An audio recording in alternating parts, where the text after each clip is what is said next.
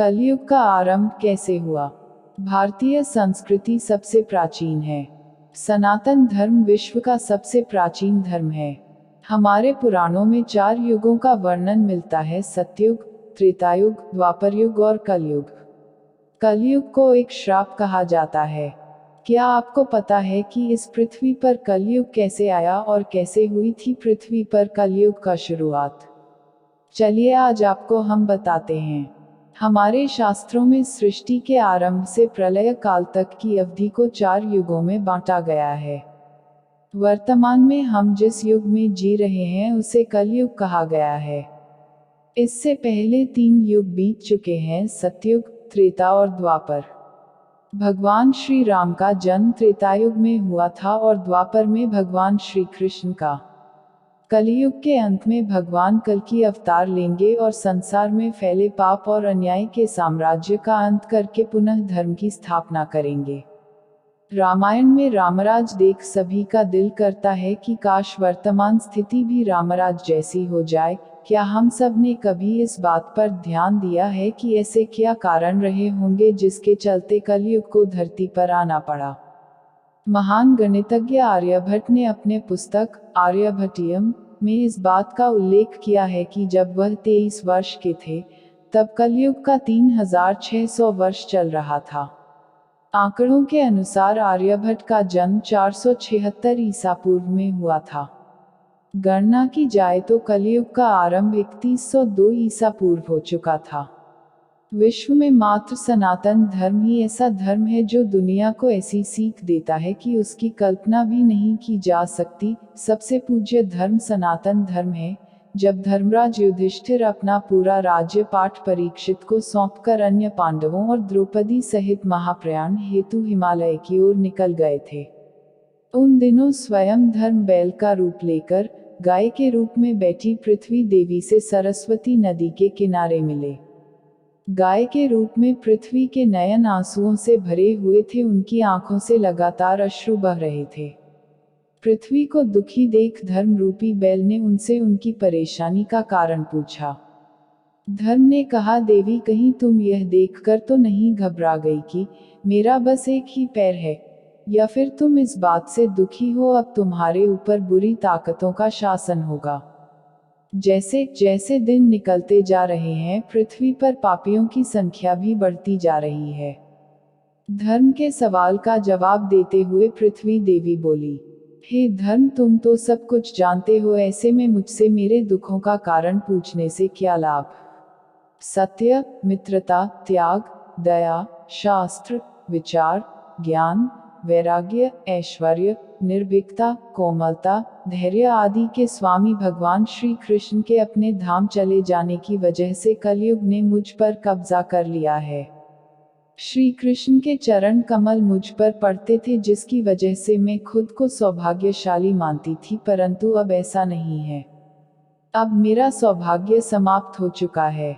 धर्म और पृथ्वी आपस में बातें ही कर रहे थे कि इतने में असुर रूपी कलयुग वहां आ पहुंचा और धर्म और पृथ्वी रूपी गाय और बैल को मारने लगा।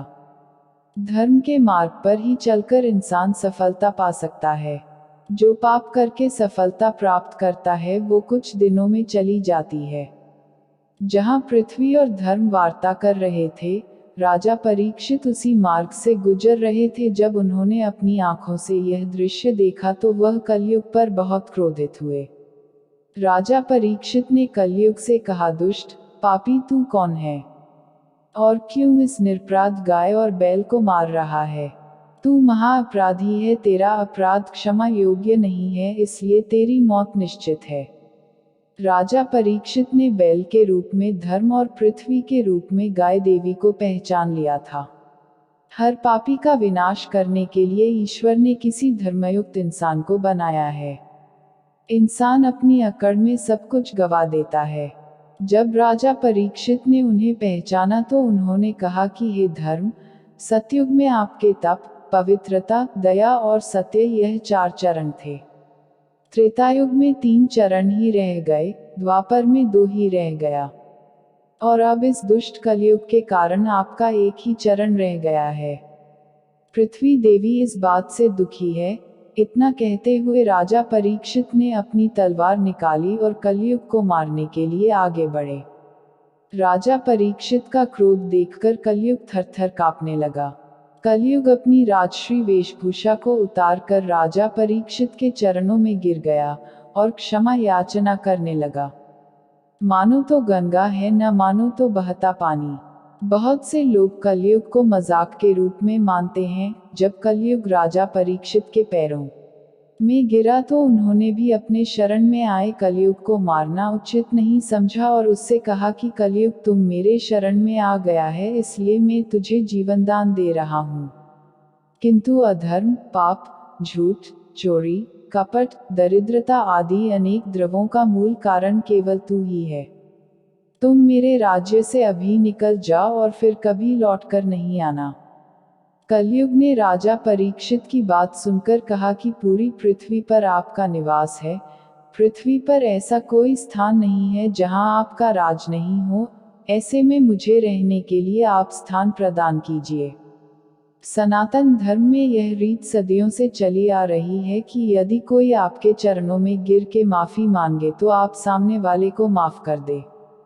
कलयुग के यह कहने पर राजा परीक्षित ने काफी सोच विचार कर कहा, सत्य, मद, काम और क्रोध का निवास जहां भी होता है, इन 4 स्थानों तुम पर रह सकते हो। परंतु इस पर कलयुग बोला, हे राजन, यह 4 स्थान मेरे रहने के लिए अपर्याप्त है। मुझे अन्य जगह भी प्रदान कीजिए।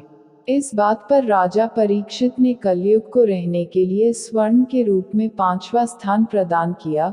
कलयुग इन स्थानों के मिल जाने पर प्रत्यक्ष रूप में तो वहां से चला गया, किंतु कुछ दूर जाने के बाद अदृश्य रूप में वापस आकर राजा परीक्षित के स्वर्ण मुकुट में निवास करने लगा।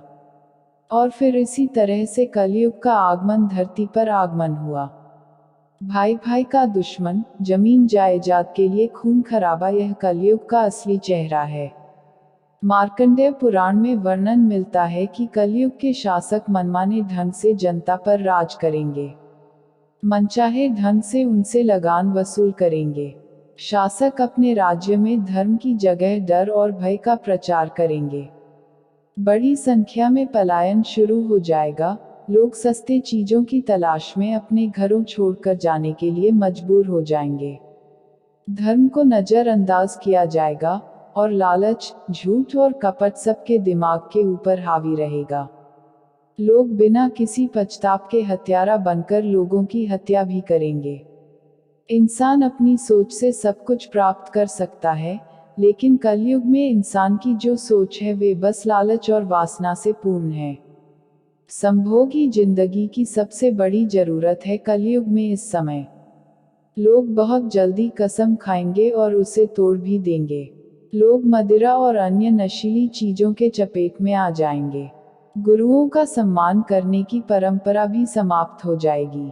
ब्राह्मण ज्ञानी नहीं रहेंगे, क्षत्रियों का साहस खत्म हो जाएगा और वैश्य अपने व्यापार में ईमानदार नहीं रह पाएंगे।